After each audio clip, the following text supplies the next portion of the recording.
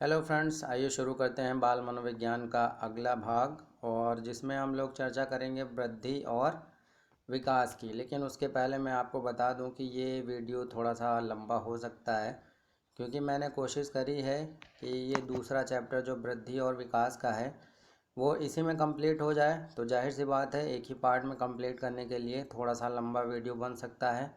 लेकिन इसी वीडियो में आपको वृद्धि और विकास से संबंधित जितनी भी चीज़ें हैं और जितने भी अवस्थाएं होती हैं विकास की, चाहे वो शैशवावस्था हो, चाहे बाल्यावस्था हो, चाहे किशोरावस्था या प्रौढ़ावस्था या वृद्धावस्था, जितनी भी अवस्थाएं हैं उन सबको मैंने कवर किया है, उनकी विशेषताओं को कवर किया है और कवर किया है करीब 35 क्वेश्चंस जो इनसे रिलेटेड बन सकते हैं और इम्पॉर्टेंट कथन जो मनोवैज्ञानिकों द्वारा कथन कहे गए हैं उन सभी को शामिल किया है। तो लंबे से वीडियो से मत डरिएगा और पूरा देखिएगा, तो आपको सारे कॉन्सेप्ट क्लियर हो जाएंगे। और ये इतना इम्पॉर्टेंट चैप्टर है कि हर साल इस चैप्टर से आपको क्वेश्चन मिलेंगे ही मिलेंगे, ये मेरा दावा है। चाहे एक क्वेश्चन आए, चाहे दो क्वेश्चन आए, आपके सिलेबस में क्योंकि दिया हुआ है साफ साफ, और हर साल क्वेश्चन भी पूछते हैं, ये आपका सिलेबस ऊपर दिया गया है। बाल विकास का अर्थ और आवश्यकता एवं क्षेत्र, ये हम लोग पिछले चैप्टर में पढ़ चुके थे कि बाल विकास का अर्थ क्या होता है और कौन कौन से क्षेत्र होते हैं अध्ययन के। और इस चैप्टर में हम लोग अवस्थाएं पढ़ेंगे, बाल विकास की अवस्थाएं और उनसे रिलेटेड जो भी विशेषताएं हैं, हर अवस्था में क्या क्या चीज़ें पाई जाती हैं, क्या नहीं पाई जाती हैं। तो आइए शुरू करते हैं। पहले वृद्धि और विकास में अंतर देख लेते हैं। वृद्धि किसे कहते हैं और विकास किसे कहते हैं। तो अभिवृद्धि या वृद्धि एक ही चीज़ है, और वृद्धि का मतलब होता है बालक के शरीर के आंतरिक और बाह्य अंगों के आकार एवं भार में वृद्धि को अभिवृद्धि के रूप में देखा जाता है।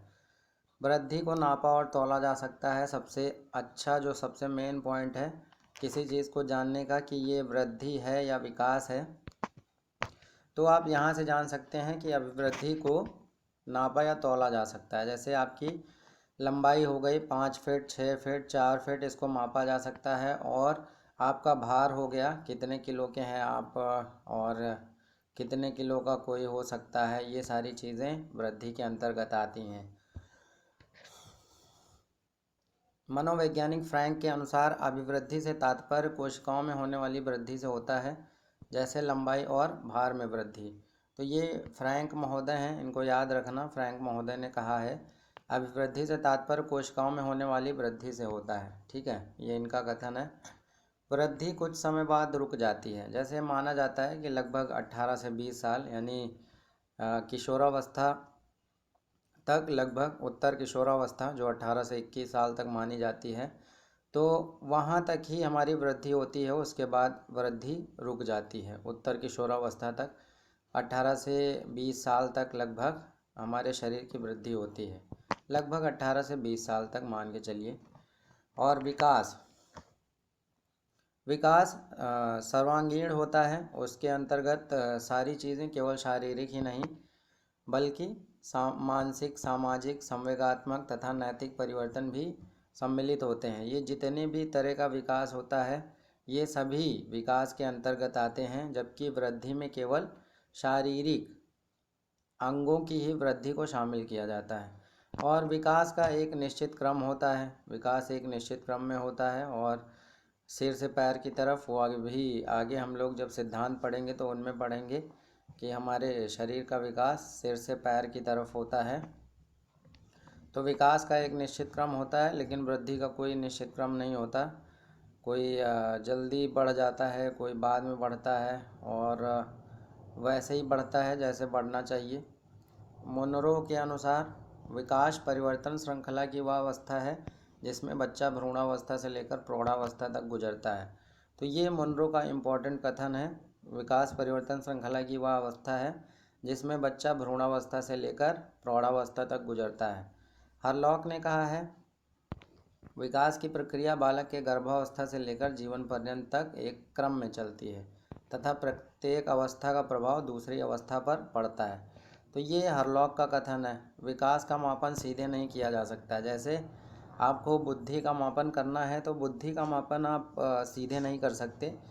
हालांकि उसके लिए बहुत सारी मनोवैज्ञानिक विधियाँ बनी हुई हैं जिनके द्वारा बुद्धि का मापन किया जा सकता है। लेकिन जैसे आप लंबाई और भार को मापते हैं, उस तरह से बुद्धि का मापन नहीं किया जा सकता। तो इसमें ये याद रखना, विकास का एक निश्चित क्रम होता है। आगे बढ़ते हैं हम लोग। अभिवृद्धि केवल धनात्मक होती है, जबकि विकास धनात्मक और ऋणात्मक दोनों हो सकता है। अभिवृद्धि का मतलब है जैसे लंबाई बढ़ रही है तो वो धनात्मक ही होगी, आगे बढ़ती ही जाएगी, और भार जो है वो बढ़ता ही जाएगा। और जबकि विकास धनात्मक और ऋणात्मक भी हो सकता है। जैसे सामाजिक विकास है वो ज़्यादा भी हो सकता है, कम भी हो सकता है, कोई फिक्स नहीं होता कि एक बार बढ़ने के बाद वो बढ़ेगा ही, वो घटता बढ़ता दोनों रहता है। तो ये है, विकास धनात्मक और ऋणात्मक दोनों होता है, इस पॉइंट को याद रखना।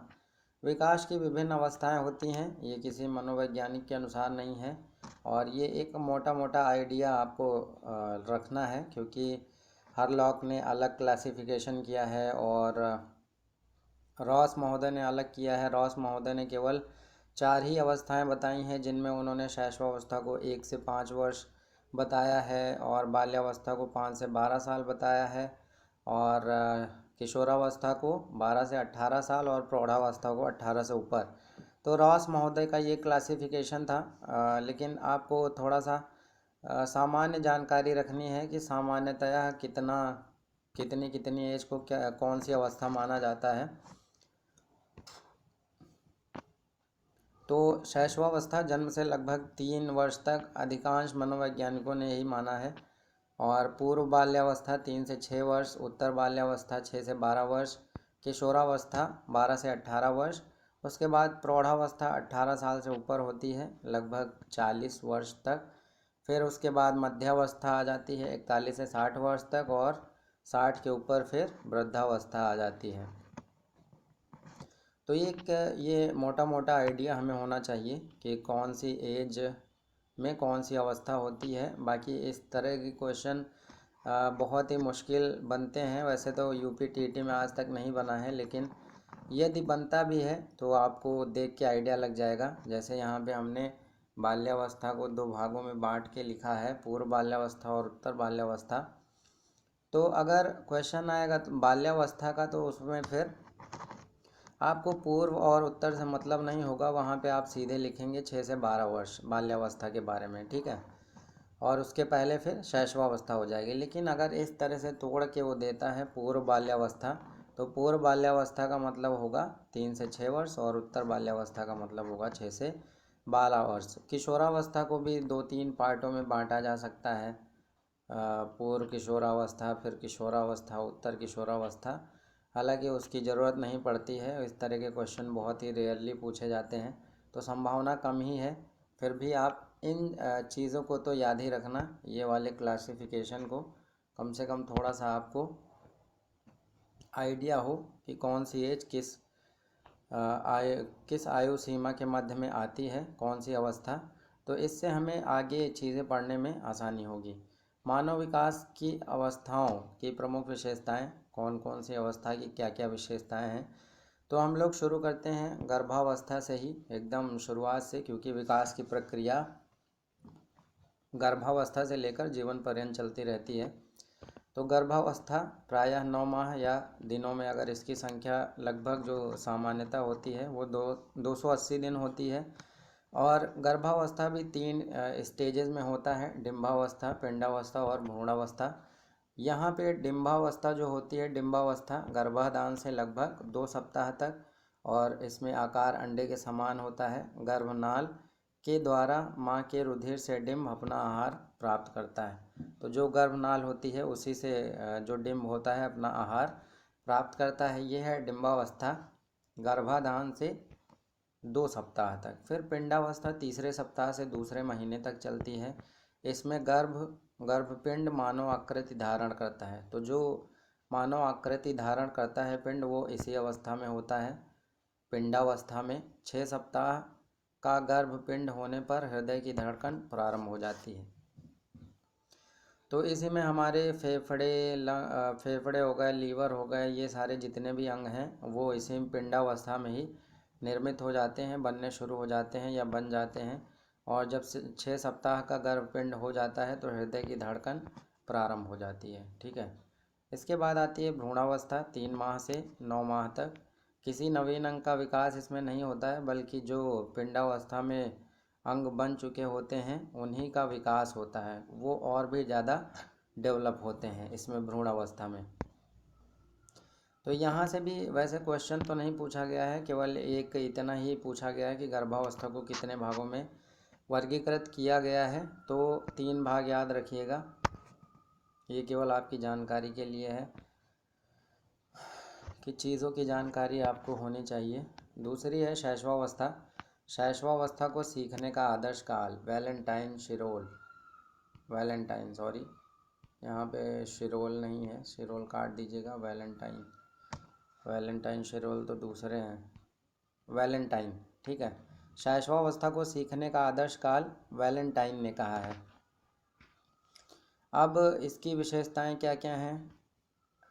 शैशवावस्था में अपरिपक्वता होती है, बालक दूसरों पर निर्भर होता है, आत्म प्रेम की भावना होती है, अनुकरण द्वारा सीखने की प्रवृत्ति, दूसरों को देखकर सीखने की प्रवृत्ति होती है, संवेगों का प्रदर्शन। संवेग जैसा आप लोग जानते होंगे, मैकडूगल ने 14 तरह के कुल संवेग बताए हैं। तो उनका प्रदर्शन थोड़ी देर में रोने लगता है, थोड़ी देर में हंसने लगता है, रीज़न कुछ ना होने पर भी।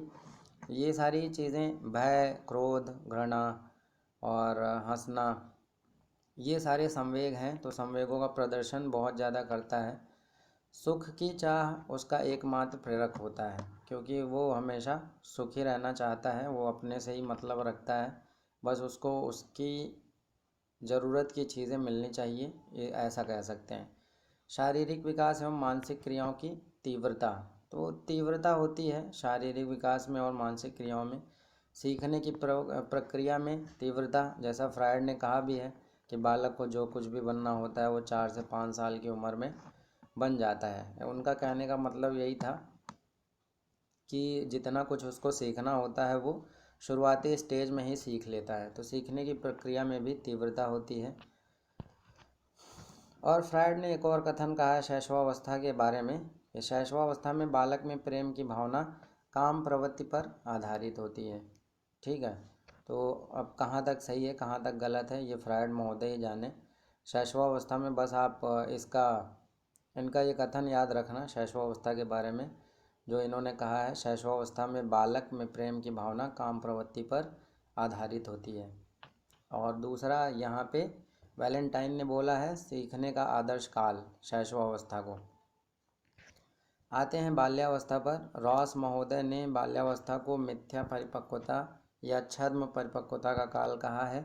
ये आप लोगों ने पिछले ही भाग में पढ़ लिया था, और ऐसे ही जो चीज़ें रिलेटेड होंगी उनका रिवीजन आपको होता जाएगा। और ये क्योंकि इम्पॉर्टेंट भी कथन है, एक ये वैलेंटाइन वाला और ये दूसरा ये वाला।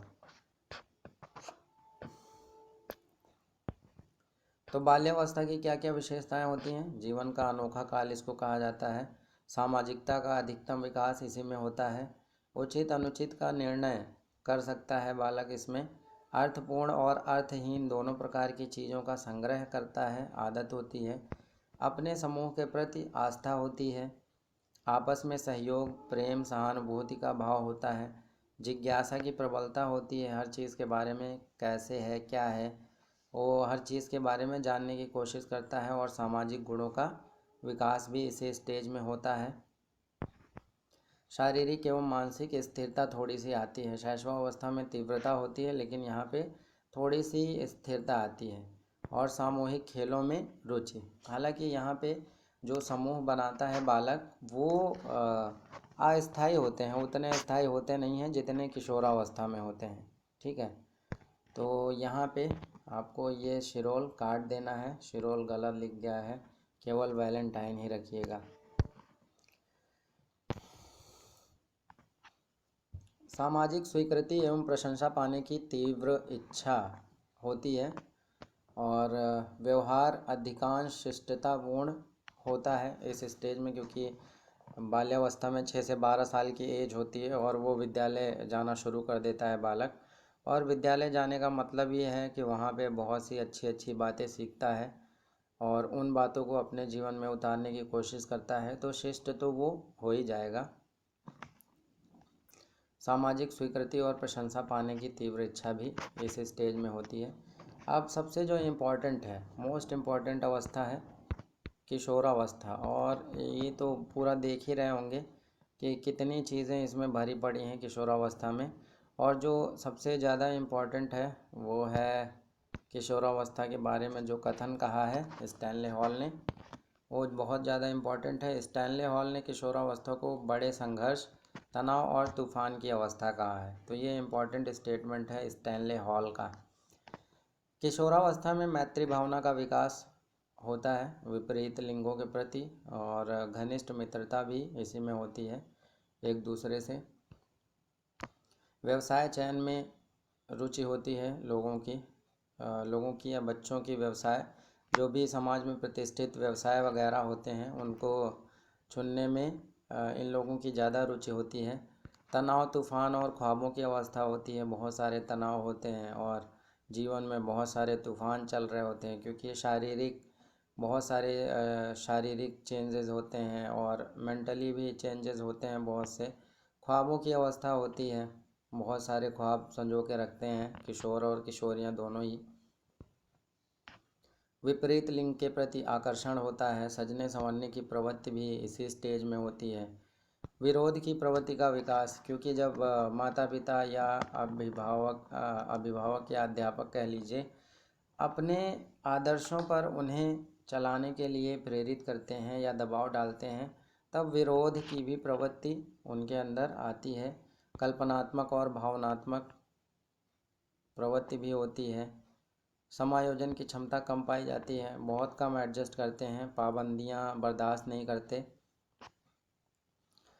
इच्छाएं पूरी न होने पर आत्महत्या करने तक की प्रवृत्ति भी देखी जाती है। आपराधिक प्रवृत्तियों का भी विकास इसी स्टेज में होता है जब घर में उनको प्रेम और अच्छे तरीके से व्यवहार लोगों का नहीं मिलता है, तो आपराधिक प्रवृत्तियों का विकास भी इसी अवस्था में होने लगता है।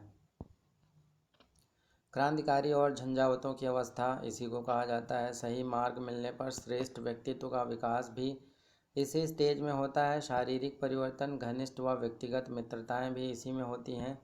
स्वतंत्र भावना एवं विद्रोह की भावना का विकास होता है। ईश्वर और धर्म में विश्वास भी इसी स्टेज में होता है। जब देखा होगा हाई स्कूल में लगभग पहुंच ही जाते हैं सब, और इंटर की भी परीक्षा किशोरावस्था में ही देते हैं। 15 और 17 साल की एज में हाई स्कूल और इंटर दोनों की परीक्षा होती है। तो आपने देखा होगा कि बच्चे भगवान की शरण में पहुंचना शुरू हो जाते हैं कि पास हो जाएंगे तो लड्डू बांटेंगे वगैरह वगैरह। तो ये ईश्वर और धर्म में विश्वास भी इसी स्टेज में आता है। काम शक्ति की परिपक्वता इसी में आती है। रुचियों में परिवर्तन और स्थिरता इसी में आती है। मैं कौन हूँ, क्या हूँ, मैं भी कुछ हूँ आदि प्रबल भावनाओं का विकास भी इसी स्टेज में होता है। समस्या बाहुल्य की अवस्था इसी को कहते हैं। समूह के प्रति भक्ति की भावना भी इसी स्टेज में आती है। तो आप लोग सोच रहे होंगे इतनी लंबी चौड़ी किशोरावस्था की विशेषताएं हैं तो इनको क्या करना है, रटना है या फिर और कुछ करना है। तो आपको रटने की ज़रूरत नहीं है। आपको आयु सीमा पता है, 12 से 18 साल लगभग सामान्यता होती है किशोरावस्था की उम्र। तो उस उम्र में ये सारी चीज़ें आप थोड़ा बहुत सोचेंगे अपने बारे में भी, तो हर इंसान इन स्टेजेस से होकर गुजरता है। तो आपको रटने की ज़रूरत नहीं है। बस 1 से 2 बार अगर आप पढ़ लेंगे इन चीज़ों को, तो ये चीज़ें आपके दिमाग में रहेंगी कि कौन सी चीज़ किस स्टेज में या किस अवस्था में हो सकती है। बस आपको थोड़ा सा ध्यान देने की ज़रूरत है। बहुत सी चीज़ें ऐसी हैं मैंने इकट्ठे लिख दी हैं, इनको आपको रटने की ज़रूरत नहीं है। बस ये आपकी जानकारी के लिए है। परीक्षा के दृष्टिकोण से इसमें से कुछ ही पॉइंट इम्पॉर्टेंट हैं जो आगे मैं आपको क्वेश्चन आंसर्स में करवा दूंगा। बाकी ये आपके नॉलेज के लिए हैं, अगर आप जानना चाहें, और आपको जानना भी चाहिए क्योंकि आप इस स्टेज से गुजर चुके हैं और आप जो पढ़ा रहे होंगे बच्चों को, कहीं ना कहीं किसी न किसी स्टेज के बच्चे आपको मिलेंगे ही। तो उनकी इन खासियतों के बारे में जब तक आप जानेंगे नहीं तो उनकी समस्याओं का ना तो निदान कर पाएंगे और ना ही उपचार कर पाएंगे। तो उसके लिए भी ये ज़रूरी है। और तीसरी चीज़ ये है कि कभी आपके घर में भी इस तरह के इस स्टेज से गुजर रहे बच्चे होंगे, तो उनके लिए भी अगर आपको जानकारी है इन चीज़ों की तो उनके साथ आप उसी हिसाब से बिहेव करेंगे जिस हिसाब से आपको करना चाहिए। तो इसमें आप ये याद रखना, स्टैनले हॉल वाला कथन बहुत ही इम्पोर्टेंट है, इसको ज़रूर याद कर लेना।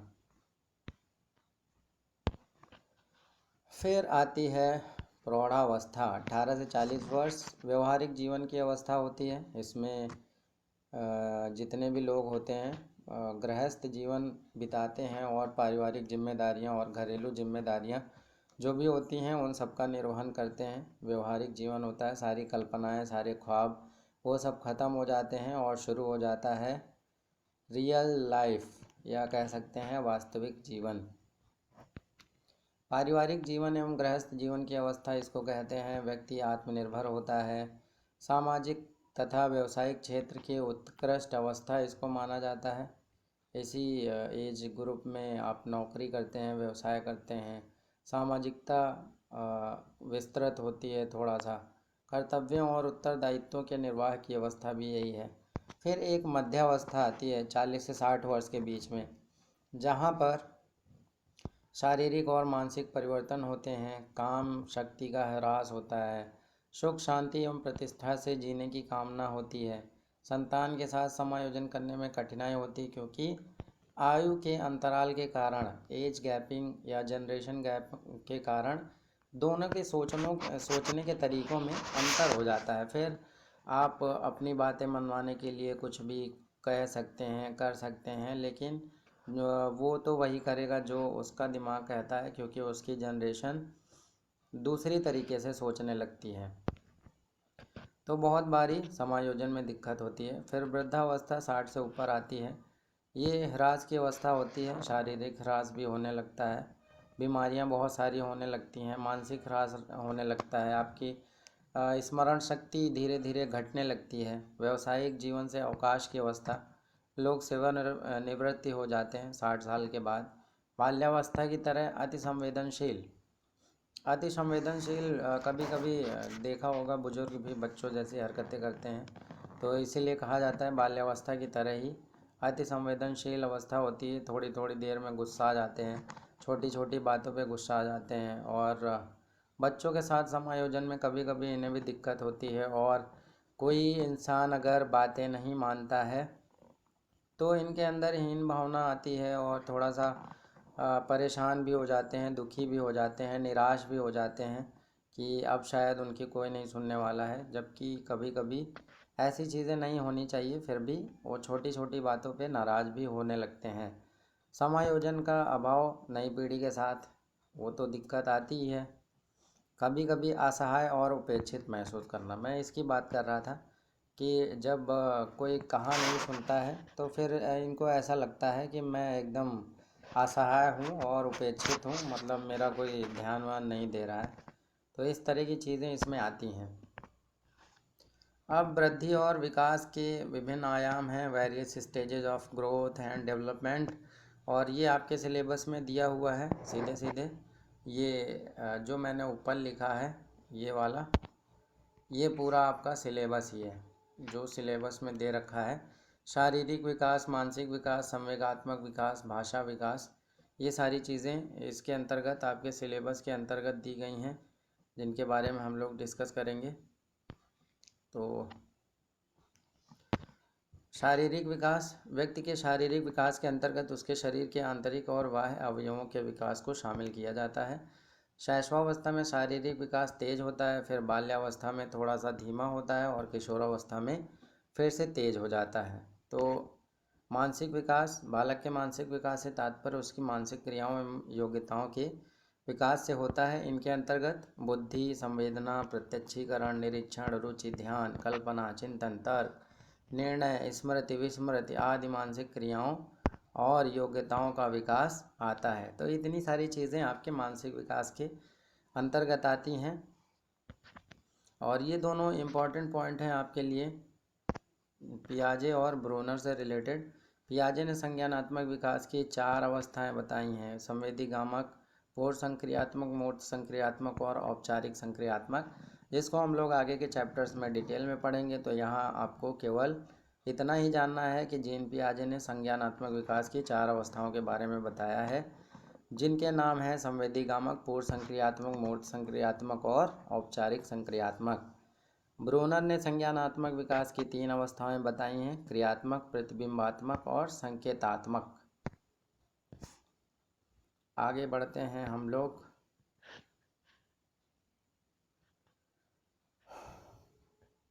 संवेगात्मक विकास की तरफ। तो ये मोस्ट इम्पॉर्टेंट कथन जो नीले रंग से डिब्बे में यहाँ पे लिखा हुआ है, ये मोस्ट इम्पॉर्टेंट कथन है, जिसको वुडवर्थ ने बोला है। संवेग व्यक्ति की उत्तेजित दशा है, ये वुडवर्थ ने बोला है। भय, क्रोध, घृणा, वात्सल्य, करुणा, आश्चर्य आदि कुछ प्रमुख संवेग हैं जो व्यक्ति के जीवन में महत्वपूर्ण स्थान रखते हैं। शैशवावस्था में संवेगात्मक व्यवहार प्रायः अस्थिर होता है। बाल्यावस्था में स्थिरता की ओर अग्रसर होता है। अस्थिर का मतलब है कि थोड़ी थोड़ी देर में बच्चे के जो संवेग हैं वो आ जाते हैं। थोड़ी देर में मान लीजिए वो गुस्सा है, थोड़ी देर में को हंसने लगे, थोड़ी देर में हो सकता है वो उसको भूख लग जाए। तो ये सारी चीज़ें अस्थिरता को इंगित करती हैं कि शैशवावस्था में कह सकते हैं संवेगात्मक व्यवहार प्रायः अस्थिर होता है। फिर बाल्यावस्था में स्थिरता की ओर अग्रसर होता है और किशोरावस्था में आते आते ये संवेग उग्र हो जाते हैं। मतलब विद्रोह की भावना है तो विद्रोह की भावना ही है। अब भय भी होता है किशोरावस्था में, और घर से पलायन करने की भी ये सारी चीज़ें आ जाती हैं। भय, क्रोध, घृणा होने लगती है और कामुकता भी आती है, भूख भी लगती है। तो ये सारी चीज़ें यानी किशोरावस्था में संवेग प्रायः अधिक उग्र हो जाते हैं। अध्यापक गण एवं अभिभावक गण शिक्षा के द्वारा बालक बालिकाओं के संवेगात्मक विकास को सही दिशा प्रदान कर सकते हैं। अगर वो चाहें तो इन सारे संवेगों को और इनकी दिशा को थोड़ा सा चेंज किया जा सकता है। अध्यापक चाहें तो शिक्षा के माध्यम से इनमें परिवर्तन किया जा सकता है या सही दिशा इनको प्रदान की जा सकती है। अब जो मोस्ट इम्पॉर्टेंट चीज़ है, ये मोस्ट इम्पॉर्टेंट आपके लिए है। मैकडूगल के अनुसार संवेग उत्पन्न होने पर जो क्रिया होती है उसे मूल प्रवृत्ति कहते हैं। और मैकडूगल ने 14 प्रकार के कुल संवेग बताए हैं। तो इधर आपकी मूल प्रवृत्तियां हैं और इधर उनसे उत्पन्न होने वाले संवेग हैं। तो पलायन की भावना कब आती है?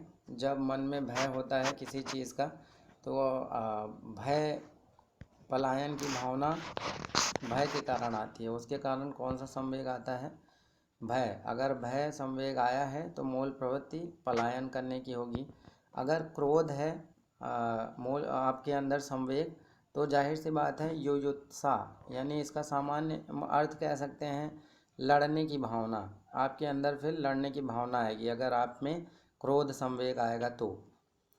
घृणा अगर है तो फिर आपके अंदर निवृत्ति, त्याग देना या दूर रहना, दूर हट जाना, इस तरह की चीज़ें। अगर किसी चीज़ से घृणा है तो आपके अंदर मूल प्रवृत्ति ये जन्म लेगी। वात्सल्य, स्नेह, प्रेम, ये सारी चीज़ें आती हैं वात्सल्य के अंतर्गत। पुत्र कामना, अगर ये सारी चीज़ें आएंगी तो पुत्र कामना की इच्छा होती है। करुणा, दुख या शोक अगर है आपको तो जाहिर सी बात है आप किसी न किसी की शरण में जाना पसंद करेंगे। लोग ईश्वर के पास या किसी बाबा पुजारी के पास इसी वजह से जाते हैं जब उनको कोई दुख या शोक होता है। कामुकता और काम प्रवृत्ति के बारे में आप जानते ही होंगे। आश्चर्य अगर आपके अंदर संवेग आया है तो उससे आपको जिज्ञासा होगी। जिज्ञासा का मतलब है कि क्या है ये, कैसे हुआ, कैसे पॉसिबल है, या इसके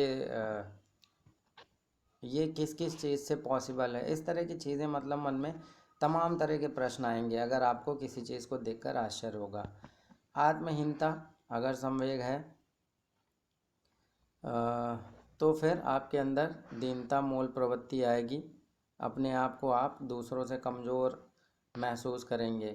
आत्माभिमान यानी सेल्फ कॉन्फिडेंस या सेल्फ रेस्पेक्ट कह सकते हैं, सेल्फ रेस्पेक्ट।